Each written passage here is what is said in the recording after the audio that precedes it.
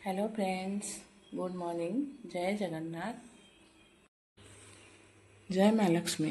आज गुरुवार, माँ लक्ष्मी कृपारू आपण मानकर दिनटी शुभमय मंगलमय हो एतिकी माँ पाखरे विनम्र प्रार्थना।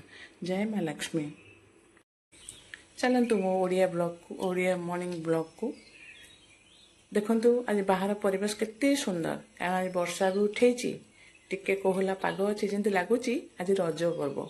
रज पड़ी जमी पाग करें आज ठीक सेमती पाग कर देखा आज वर्षा हो कि ना। चलतु चा करवा, ब्रेकफास्ट रेडी करवा।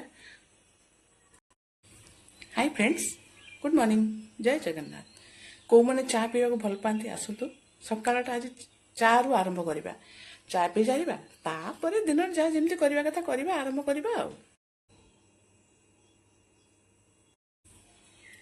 कथार अच्छे ना, हाथों में चा की प्याली हो और दोस्तों